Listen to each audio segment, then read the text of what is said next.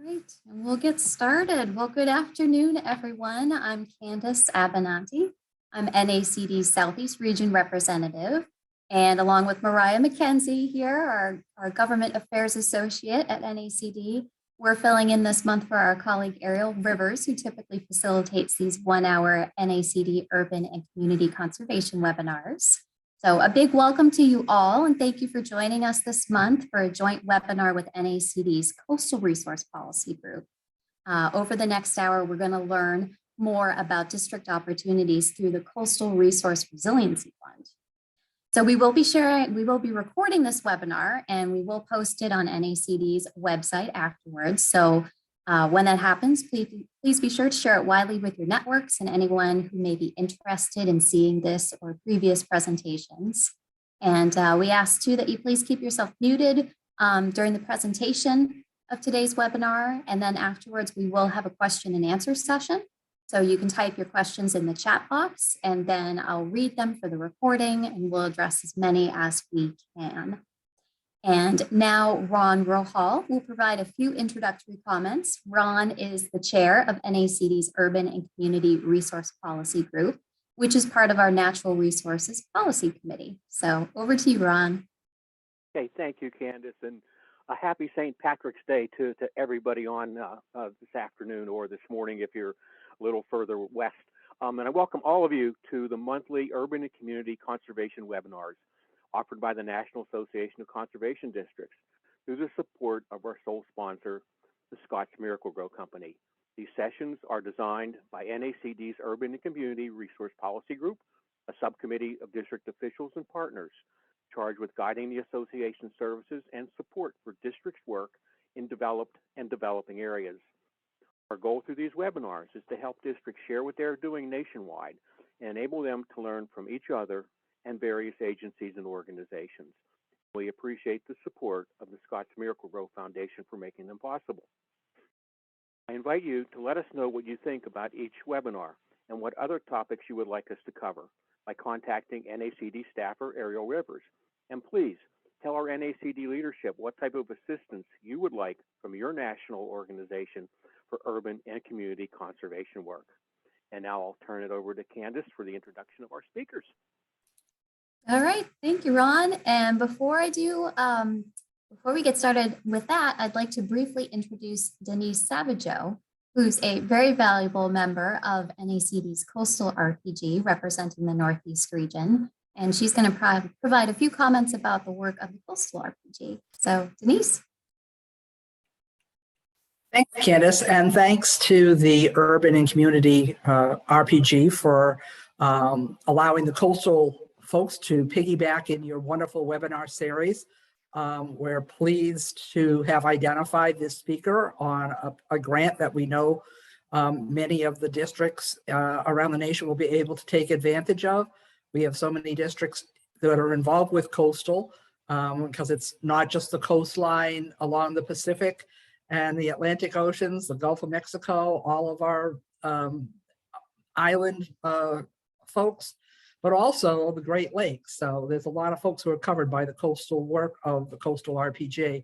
Just quickly, the Coastal RPG was charged to promote and support responsible management and stewardship of our coastal resources by recognizing the link between land use and coastal resource protection, identifying conservation programs and resources, educating and promoting programs and funding that benefit the coast and its inhabitants, and engaging new partners that support and expand the role of conservation districts in coastal resource management.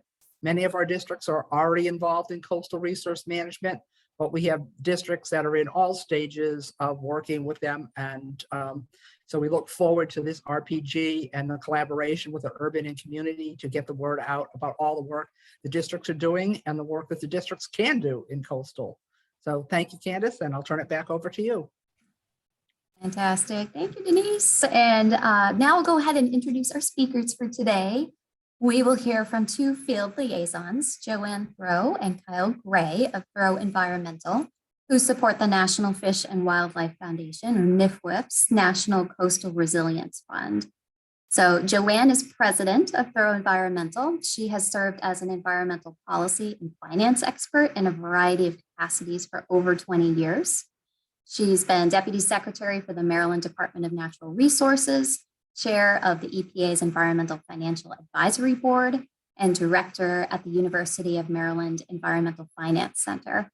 And Joanne received her master's degree from the University of Maryland School of Public Policy, and she resides in Bristol, Rhode Island. And then Kyle Gray is a project partner for Throwe Environmental. In this role, Kyle leads the company's technical assistance work with the Southeast New England Program Network and supports communities as a field liaison for the National Coastal Resilience Fund and the Long Island Sound Futures Fund. Kyle has a Master of Arts in Marine Affairs from the University of Rhode Island, and he resides in Washington, D.C. So thank you both for your presentations today. And with that, I'll hand it over to you to share your screen and start your presentation. Thank you, Candace. Hello, everybody. I hope you're all doing well. First of all, I do want to thank NACD for hosting us today. What a wonderful opportunity to share the good word about this fund. I also want to deliver the MVP award to Denise Savageau. She's just been amazing to connect us with all of you and really help us align various projects with not just this that we'll talk about today, but if you're listening in and you're from Connecticut or the upper basin of the Long Island Sound watershed, we have another fund that Candace just mentioned, which is the Long Island Sound Futures Fund. It is open, a lot of wonderful opportunities. We don't have time to cover that today because we're talking national, but I'm letting you know before we begin this, that that's out there. If you are calling in from those areas, please connect with us. We really want to be able to share. There's $10 million unprecedented amount of funding available. We'd love to share details about that. But today we're going to focus on National Fish and Wildlife Foundation's National Coastal Resilience Fund. And, this is really an exciting time. And what I was hoping would happen today is that we would be able to say, hey, everybody, the RFP is out and available, and get into the timelines. I'm going to talk briefly about that, but we don't have it out yet, but boy, are we just so close for this announcement. So the timing of this webinar couldn't be better. So let's get into the details. Kyle's going to advance the slides for me so I could just talk and do my thing. So first of all, you're wondering, why is Throwe Environmental talking about NFWF's fund? And I'm going to apologize for acronyms, but so when I say NFWF, I do mean National Fish and Wildlife Foundation. When I say NRCS, I'm sorry, talking to the right group on that one, NCRF, I mean the National Coastal Resilience Fund. So we have been contracted to really help promote this fund and make sure we spread the good word through outreach, helping with proposal ideas, and getting from pre-proposals to full proposals and getting awards in place. If we support a proposal at all, I just want to make it clear, we will recuse ourselves from reviewing any of those. So we are just the technical assistance support as field liaisons. So not very often do you find funds that have people associated with it to help guide a process. So we're thrilled to be able to offer you that help and assistance, thinking through your proposal ideas, and hopefully we'll have plenty of time for questions and go through this. So we can be reached for more details on this or questions at throwe-environmental.com. So Kyle, next. So what is this fund, NCRF? Okay, you're probably not too familiar with it because it's not that old. It's only been around since 2018. And when I first learned about the fund, it was around 30 million available for coastal resilience projects. They came together with various funding sources of funding from NOAA, from Department of Defense is a new supporter of this fund, EPA. You've got a nice, public-private, combination here with, the private sector, AT&T, TransRe, Shell, Occidental Petroleum. What I want to note is you may have these organizations who contribute on the private side. They are not going to influence decision-making. So I don't want that to at all distract you from thinking about this fund. That's just, happy to take the money and put it towards resilience. So this fund, traditionally, as I said, it's been about 30 million on average, sometimes a little more, sometimes a little less, but never has it been at this level that you see on your screen, 140 million available just in 2022. So thanks to that infrastructure bill, that federal investment level is, we are at historic levels. So when you think about 140 million this year, 140 million next year, and the next few years, you're thinking, oh, this is just so much money. And I want you to know that that is a lot of money for one particular fund. We're not used to that much money being available. And just remember, that's just a drop in the bucket, what we really need to make us more resilient.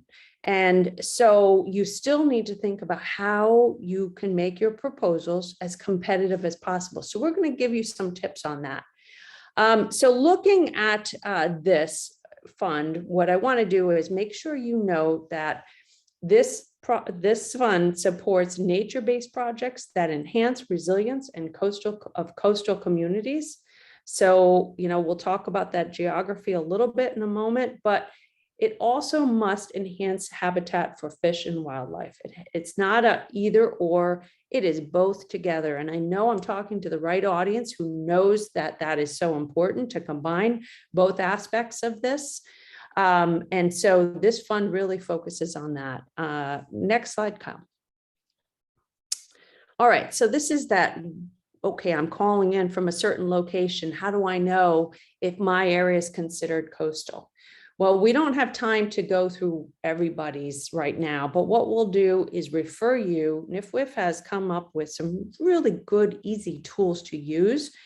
And, you will go on NCRF's page and you will put in your geographic location where you're thinking about the project. You type it in the box, and if it shows up in that orange area, you're safe, you're good. They have other things to note how it would rate in terms of a resilience hub and the impacts to fish and wildlife and that community resilience factor.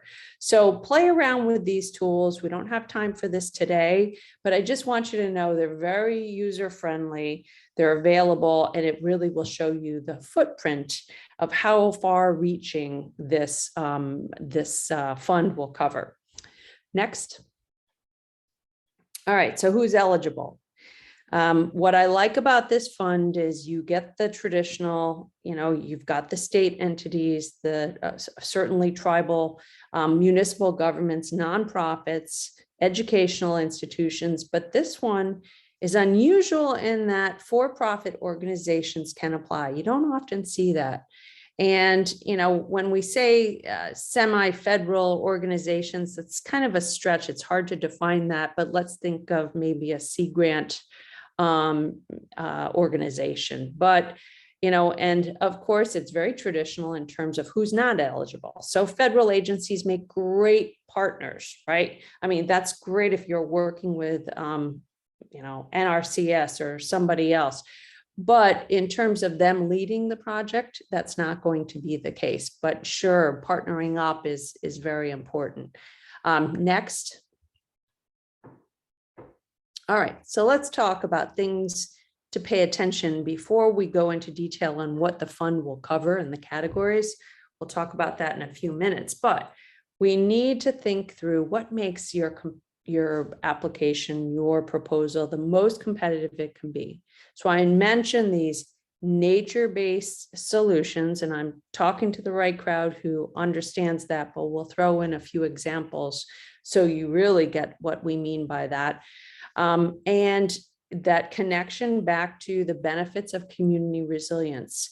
And when we talk about this, there's some confusion sometimes where you're thinking about water quality. That is a great benefit to have, but this is not a water quality fund. This is a climate change, it's reducing flooding, erosion. Think in terms of, how do we make our community more resilient? Our community, sometimes what we find is we'll have proposals come in and they're very good at connecting with the fish and wildlife, maybe because that's the expertise of the organization leading the proposal.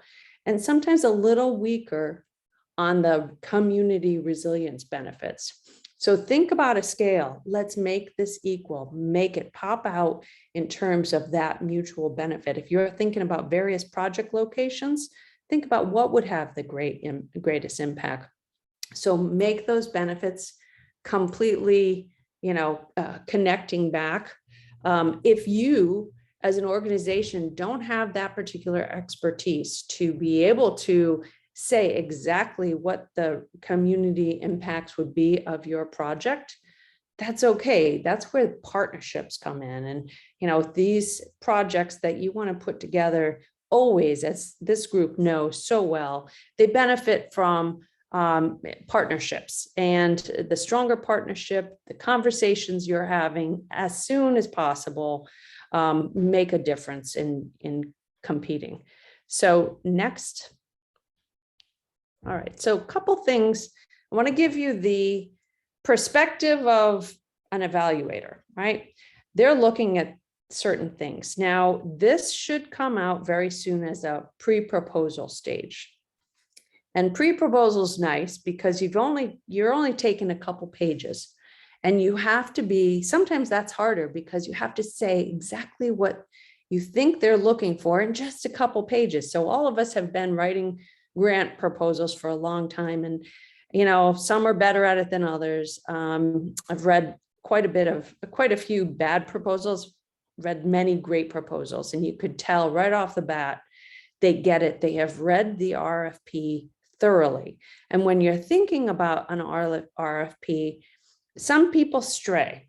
Go to this RFP when it comes out, whether it's the pre-proposal stage or if you get asked for a full proposal, follow exactly what it says. This is very clear when it's written. I like this one because sometimes they're so vague that you're trying to make heads or tails out of an RFP. Not this one. This is going to be very clear cut. So you're not going to have to second guess what's in there and what's expected.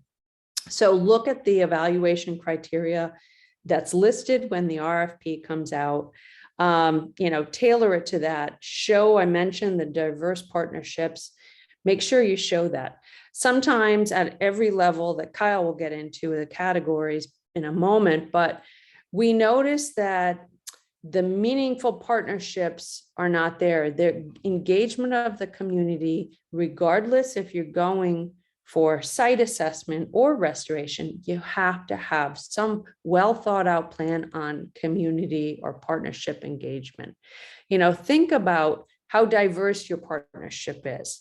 What community are you serving? Is there an opportunity to engage and help and support an underserved community? That makes for a very strong proposal. I'm thinking about demonstrating cost effectiveness when, thinking through your budget and your budget categories. They're going to know this. They've been doing this a long time when they evaluate proposals, and they know a good budget when they see it. So think carefully through, is your project cost effective? Are you thinking about innovative techniques? And are you testing pilot techniques as well and trying to get them to scale? NFWF likes to get, especially for this fund, get you in the pipeline, right? So you might be starting right from the beginning. Your community needs a resilience plan. You don't know what your community needs in terms of prioritizing some of the investments that need to be made. That's a great place to start, okay? So how can you get in the pipeline so you're moving forward to that larger scale, all the way through restoration? I'm going to say that this is a great time to think about where you in your work or, the people you are engaged with want to get to in a few years. You've got a lot of money in this fund over the next 4 to 5 years. So it's a great time to start thinking about that pipeline. So this fund does like the innovative techniques, but they really do like transferability. So we were on a couple calls this week, and something that people don't, and I'm giving you the tip, which is great. How do we take what you're doing in your project and think bigger? How do we take lessons learned from your project and maybe share it with a larger audience? And what I like about this particular group with NACD, you are a network already, and you're sharing, success stories all the time. And also be upfront about lessons learned. They want to hear that. Don't be afraid to share that information. They want to know how we transfer ideas and projects and, new techniques to other communities and other regions specifically. And you are just the perfect network to help do that. So I mentioned benefits to underserved communities, and I'm going to stress that this is a great time to think about how we can support underserved communities. Next, Kyle. So I'm going to turn it over to Kyle in just 1 minute, Kyle. I'm just going to wrap up by saying, before Kyle goes into the categories, we didn't mention match. I didn't mention match yet, and it's because usually it's been a match required 1-to-1 for what you're asking. And this one is changing this year. There's some things that we expect. We won't know until it's finally approved and hits the street, but you are going to be encouraged to have a match, right? So think about what that's going to do.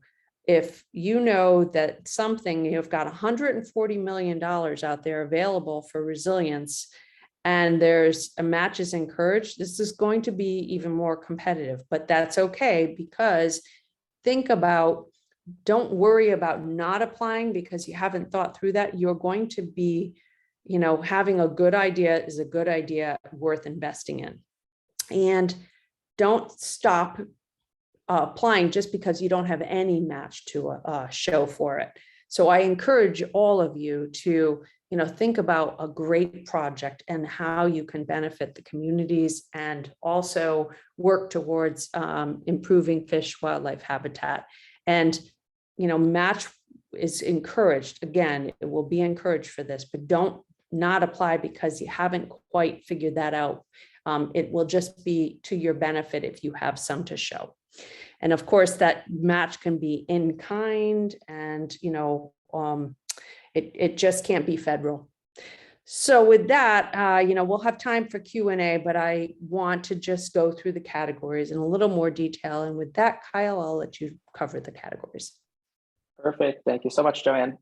So what Joanne's been covering for the past 15, 20 minutes or so has really been focused on the project, the fund rather, at large, right? It's been an overview of the different pieces that make a project competitive. What I'm going to cover in the next few slides, though, will be how you start to narrow down into the different priority categories for this funding program and where your specific projects might fit in. And then we'll also show some examples before we go to Q&A. So you'll see on screen, we've got 4 different funding categories. And the first one's a planning level grant, and the last 3 are all project level. What Joanne mentioned earlier is that this functions as a pipeline. So NCRF loves to have projects come in at one stage, and then further down the line, they progress through that pipeline towards implementation. What's great is that you can continue on that pipeline whether or not you get funded. So if you submit for 1 year and you come back a few years later and maybe you don't get the second grant, you still are moving towards implementation. So that project is still moving forward with or without NCRF dollars. All that being said, though, when you submit your application, you should only pick one of these priority categories that you see on screen. And I'll go through each of them to help you decide how you pick that category. But bottom line is only select one of these. They don't like to see proposals straddle different categories. They're not looking for design builds or anything like that. They want it to be very clear, what portion of that project lifeline you're coming in at. So all that being said, we can go through each of these one by one. The first one is community capacity building and planning. And this is a really nice category for this funding program because it's flexible. So it's a bit newer to the fund itself, but they put this category in place to help kind of meet folks where they are. So if you're, thinking about putting in a project, but you haven't done the planning behind it yet, or if you're needing to get some of that stakeholder and community engagement to build capacity and to move a project forward, this is the perfect category for you. At the end of this project, right, if you were to come in for this category, your outcome would be a plan that's very resilience focused, that has fish and wildlife benefits, and it would prioritize those nature-based solutions that Joanne was talking about. So rather than just having a whole bunch of different solutions that you could put into place, you'd have a more narrowed down set of different potential projects that you could then move forward towards implementation. Projects here tend to last around 2 years, and you'll see kind of an estimated range of average award amounts on screen. I would say don't pay too much attention to that. It's a good ballpark to give you a sense of where grants will be coming in and at about how much. But as Joanne mentioned, there's more funding this year, and they're pretty lenient here. There is no minimum or maximum that you have to be within. They're really just looking to see projects happening at scale and with those kind of core components that we covered. Hey, Kyle, can I interrupt you? I hate to do that, but I want to clarify some question that we always get before you keep moving on. So there is no, as Kyle said, there's no minimum or maximum, which is unusual for a grant because it should be based on a really sound budget. But people have asked us how much per category that Kyle's going to go through. And Chris had a question about this in the chat. And they don't break up that 140 million into, okay, this is how much for community capacity, this is how much for site assessment. They're not going to do that. It's a total package, and it's going to be based on, need and great projects. So I hope that answers Chris's question and clarifies things before we go further. Thanks, Kyle. Sorry for the interruption. No, thank you. I'm glad you saw Chris's question and we brought that up now. So you'll see as we move forward, the grants tend to get bigger as you move closer to implementation. But like Joanne said, there are no lines here. It's one big bucket of funding that you end up pulling for all of these categories. So that's our first one. And then to start off the project level grants, we've got site assessment and preliminary design is our second category. So this is where if you already have a resilience plan that identifies a project, this is where you would come in and start to do some conceptual design and move that to about 30 to 60% design. At this point, after you would complete your grant, you'd like to be at a point where you can make a go or no-go decision on whether or not you move forward with that project. So you should be determining, what the appropriate sites for a project are. You should be having some preliminary permitting conversations. Maybe there's a little bit of monitoring in there, but you're really working to tee that project up for final design and eventually for implementation. So the next category is final design and permitting. And this is where you move a project from kind of that 30 to 60% range all the way towards 90 or 100% design. Permitting conversations here should be well underway. And this is really kind of that last stop before implementation to tee projects up and to get them restoration ready. Again, monitoring can be included here as well. And of course, permitting is a big piece of this. And then the last one is always the big kahuna here. This is where your implementation projects are. This is where we're getting projects right on the ground. So here, projects tend to end up being around 3 years in duration, or maybe a little bit less. And this is where, everything comes together to put a project on the ground. So you'll have projects that have been rooted in planning activities that have already been done. They'll have conceptual and final designs completed, any assessments that are necessary, and permitting conversations should be, nearly wrapped up at this point. They also like to include in this stage 1 year of monitoring after the project finishes. And that's really to help, collect that data when we're doing larger scale projects. So with that, we've got a couple examples here that we wanted to share with you all to kind of give you a sense of what types of projects are coming into this fund, what's been funded, what continues to be competitive, and especially as related to conservation districts, we've got a few examples up front.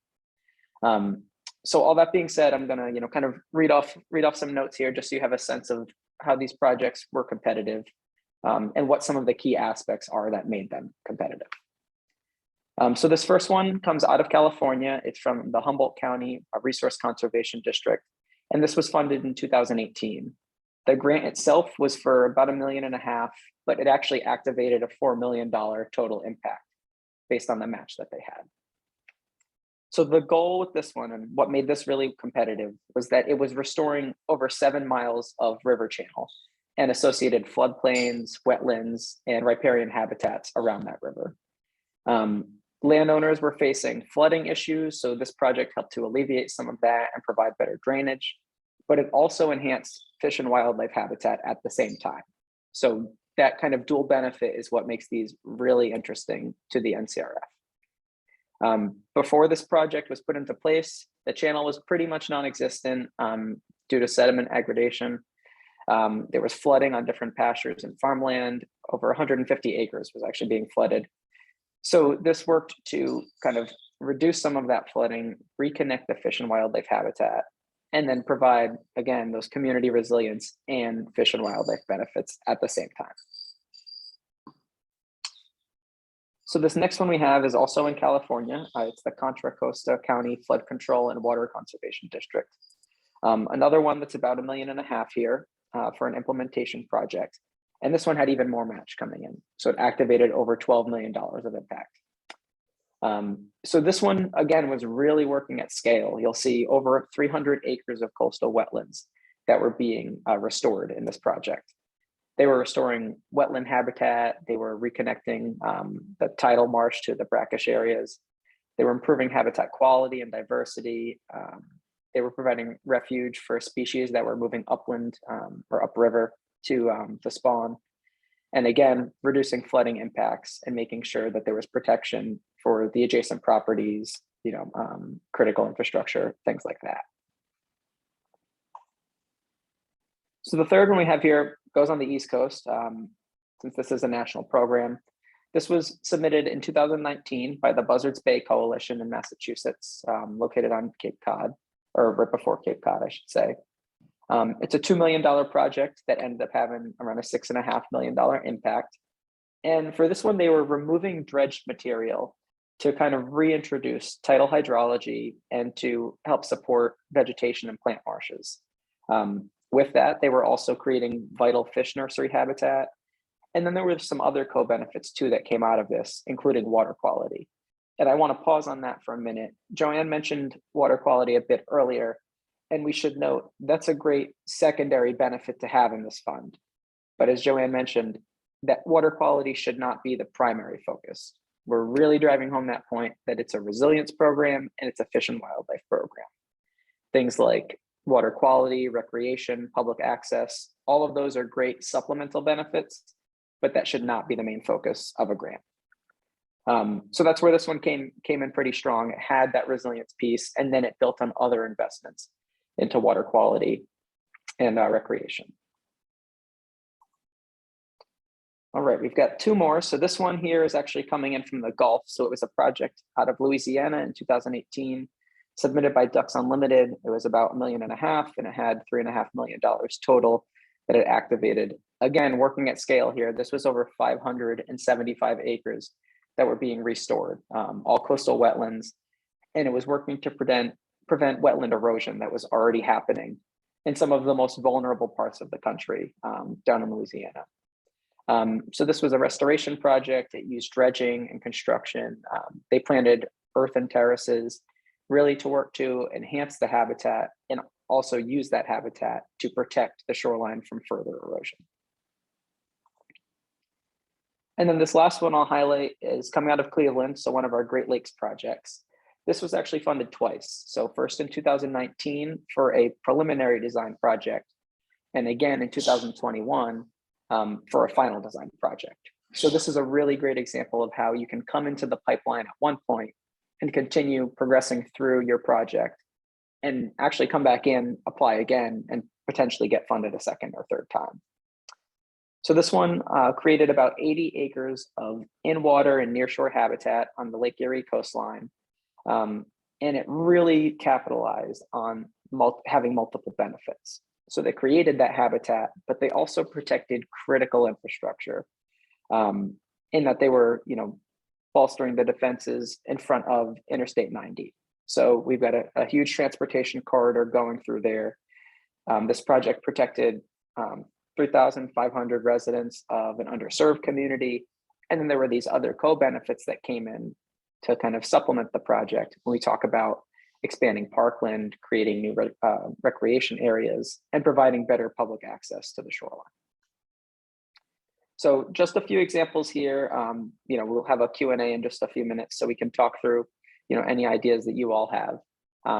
But really kind of the big takeaways out of those examples should be that these overarching components, right, having those dual benefits, using nature-based solutions, tying in community engagement, all of those are what make projects competitive.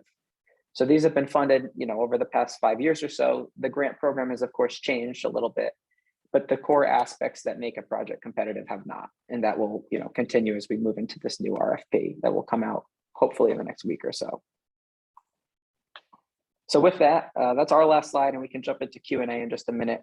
I do just want to mention, of course, that you can contact us with any questions that you have for this funding program or the Futures Fund that we mentioned in the beginning. Our email is on screen. It's info@throwe-environmental.com, or you can just head over to the website and poke around and shoot us an email there. So with that, I think I am tossing it back to Candace.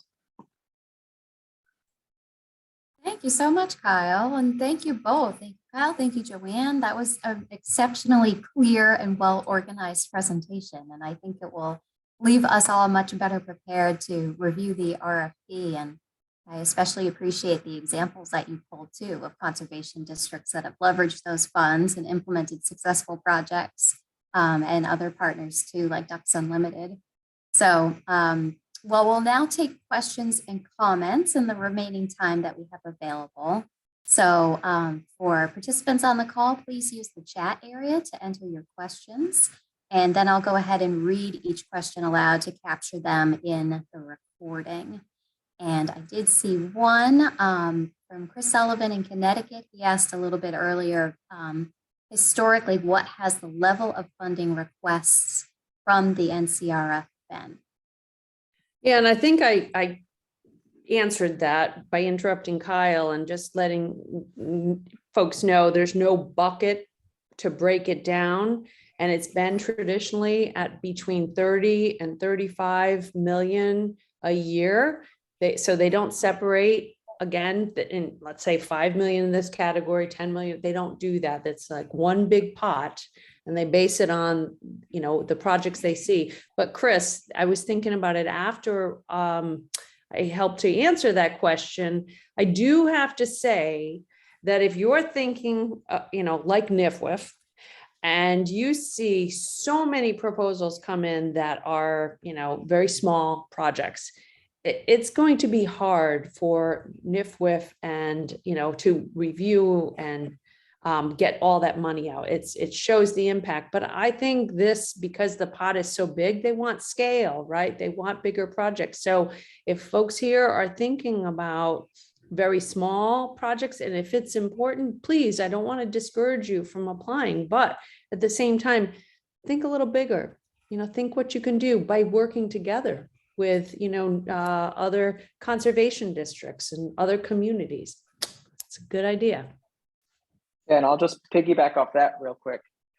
They like to say the scale of the project should match the scale of the problem. So if it's a smaller project that is tackling a big problem in a smaller community, that can be appropriate. But if it's a really big project and you're not working at scale enough, that's when it gets to be a little dicey. So like Joanne said, think about scale when possible, partner up when you can. All of that makes you more competitive. Yeah, and I totally missed the boat, Candace, on what Chris was actually asking. So Chris in the chat, thank you for clarifying. His question deals with how much has been requested above the existing funds available. Okay, so wondering about the competitiveness and volume of requests. Kyle, I can't remember the number from last year or the year before that they had, but let's just, I know we have it somewhere. It's significant. I mean, we're talking certainly more than double in the past. And, Kyle might eventually be able to pull that number, but yeah, there's a significant demand. So that's why we're here, to try to share as many tips as possible to make you as competitive as you can be. We definitely appreciate that. And Chris says, thank you in the chat. That's helpful.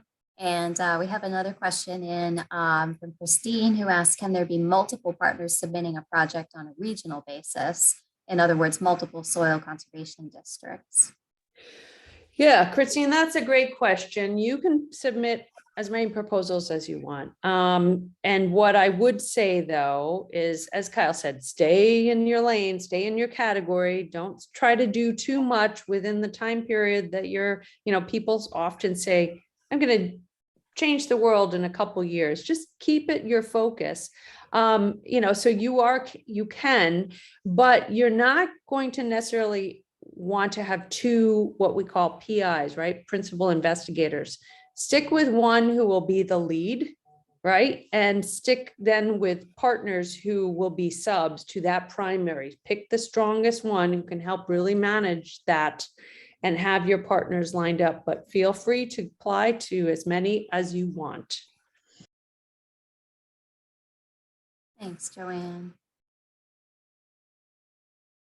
And don't see any additional questions. So please, folks, if you have questions, please pop those in the chat. Hang out to see if there's any more.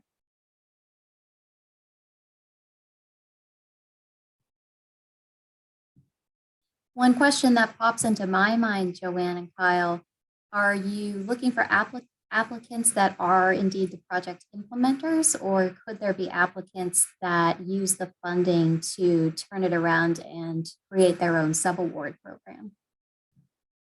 Yeah, that's good, Candace. We've been asked that before. And, remember, we are just extension to get the word out of, or an extension of NFWF to try to get you as many answers. And, that's a fine line, because how do you track how the money gets distributed by being subbing it out? They still want control, right? They want to know somebody has control, and that you are not just necessarily a pass-through, unless that's absolutely, the only way this project's going to get done. But, having skin in the game through organization support, it really makes a difference. So just passing through, just be careful how you do that. Thanks. I see another question here from Christine. How about a state association or a soil conservation district submitting an application? Same question as being discussed now. Okay. Sorry, Christine, I was a little late on that. So I think you covered that, Joanne. Christine, let us know if you have any additional follow-ups.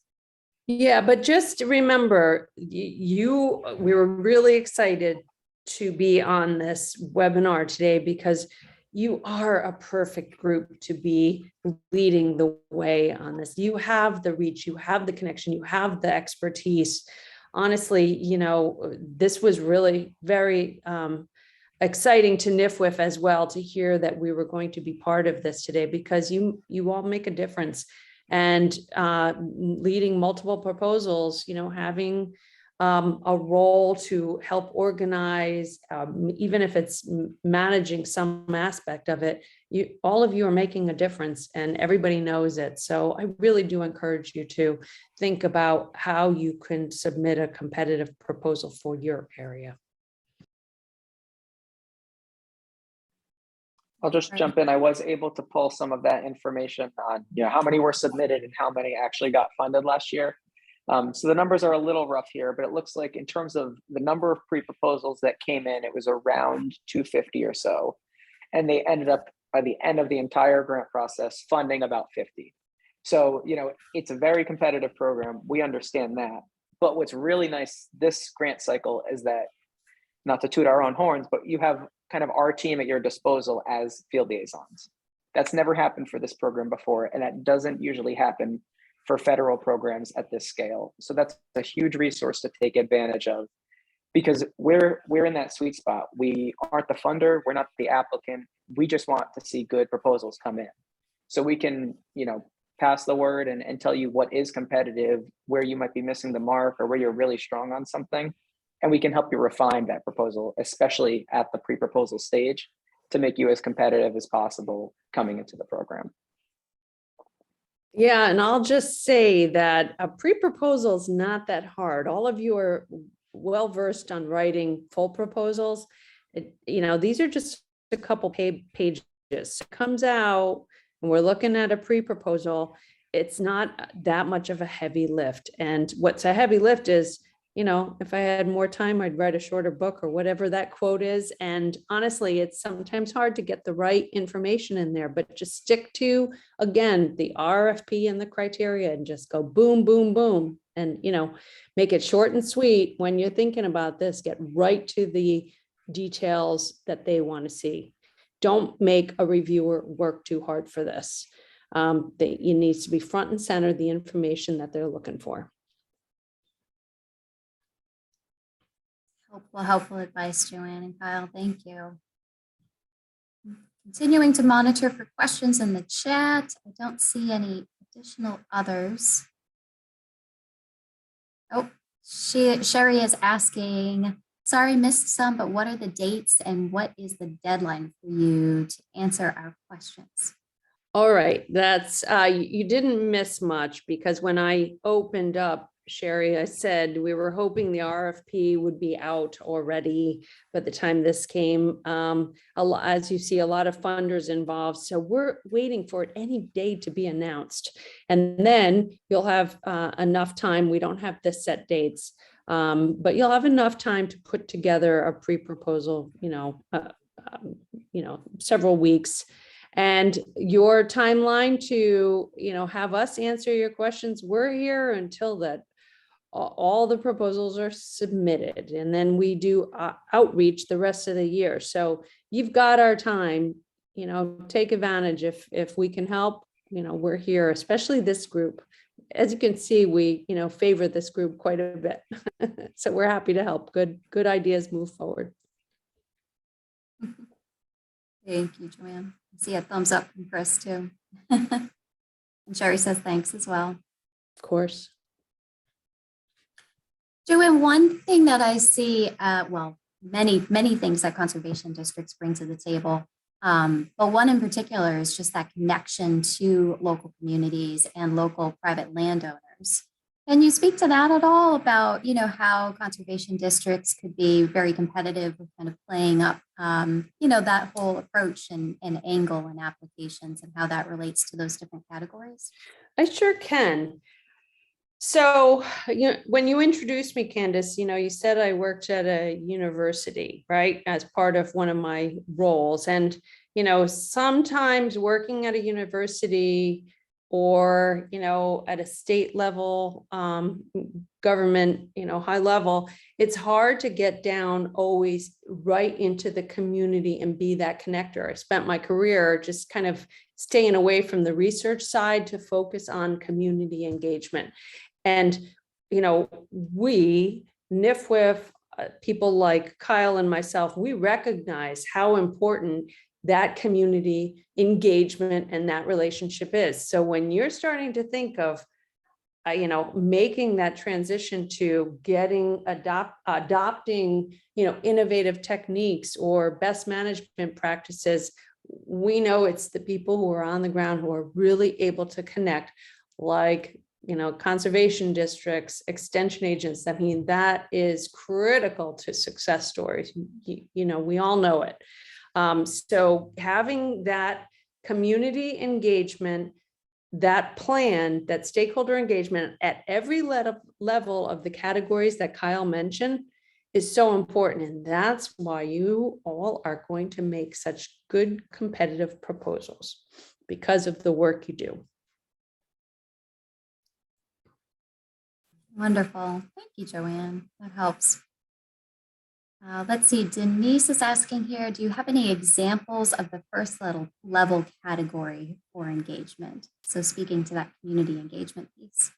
Yeah, Kyle, did we have one of those slides where I thought we had a resilience? Yeah, let me go back to the slide, see if I have one that we can pull up. If not, I could just fill you in on that quickly, but let me just look quick. Yeah, I would, while you're looking, I'll give, an example, and that was Denise, you asked that one. All right, my MVP. So, in Connecticut, or I should say Massachusetts and Rhode Island, we have that similar, the vulnerability, municipal vulnerability program, the municipal resilience program. Think about that plan coming from New England. Think about your resilience action plan or adaptation plan.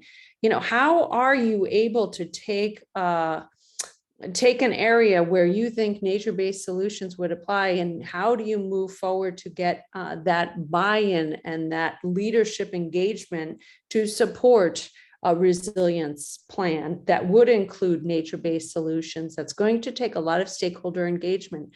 So programs like that, working on plans that organize and move towards that next step, which is, okay, we've got a site assessment, then we know our priorities, we know our hazards, we know where we need to make those investments. Because when you're going to the other categories, how are you basing the priority on, right? So, that's the type of thing you need to begin with. It's that stakeholder engagement and a plan. Kyle, did you find a specific funded project? Yeah, so let me pull this up quick. This is from the 2021 grant slate that just came out last year. And this is one project that, we really like to see coming out of that round of funding. This was in Portland, Maine. It was the Greater Portland Council of Governments.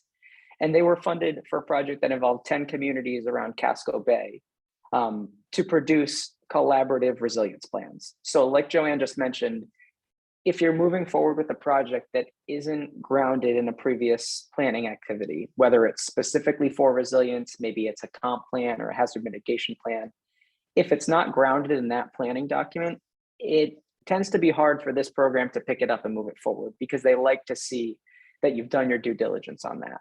So this project was a great example of how you can do that at scale. And this collaborative group brought together 10 different municipalities to conduct those planning activities together. They thought about environmental resilience, social resilience, and economic resilience, really tying that back to fish and wildlife. And the output here was 10 individual resilience plans that they were able to use to have a kind of an inventory of nature-based solutions. And moving forward, this is a great example of that pipeline again.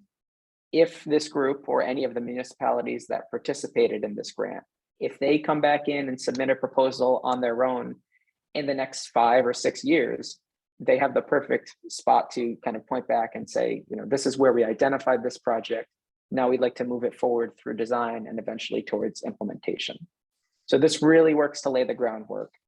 And as I mentioned, kind of when we were going through the slides, they make this category flexible on purpose so that you can come in and do what you need to do to kind of fill the gap, build capacity, and develop whatever that resilience-based plan is.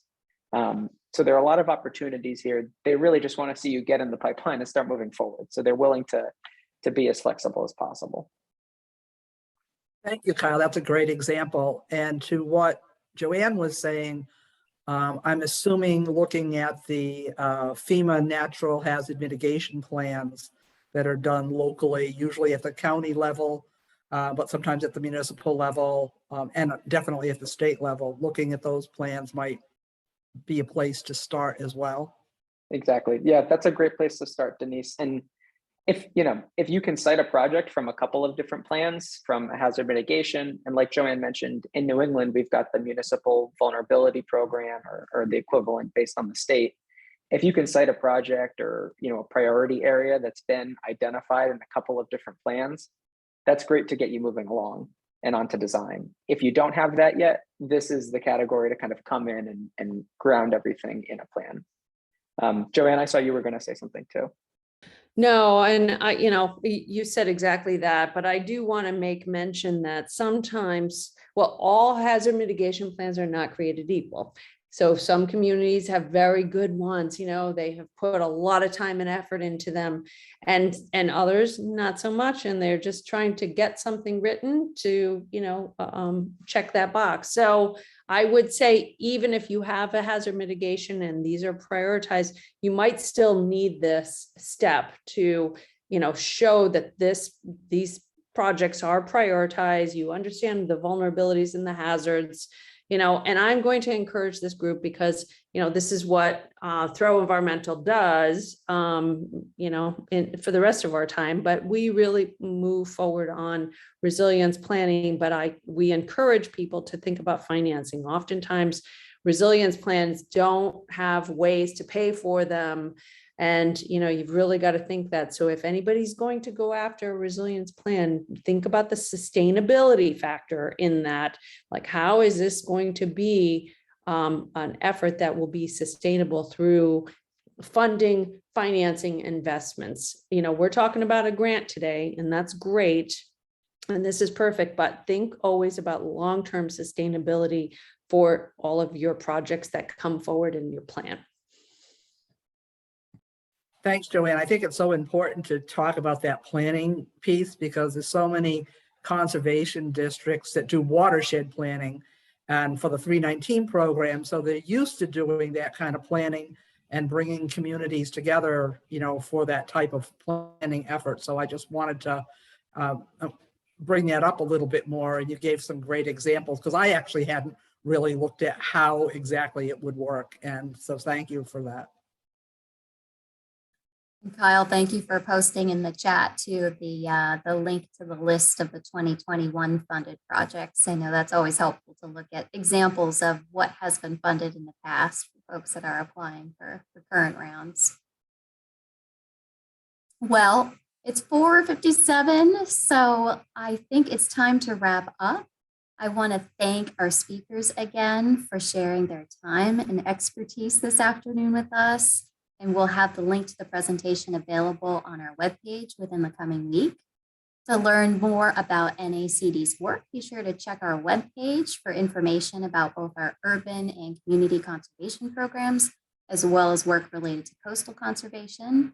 And please also make sure to sign up for our publications if you have not already, if you're not already receiving those for all of the latest news on conservation district and partner activities. So I want to thank you all for your time today, especially Joanne and Kyle, and wish everyone a wonderful day. Thank you all. Thank you, everyone. Thank you, everyone. Appreciate the time.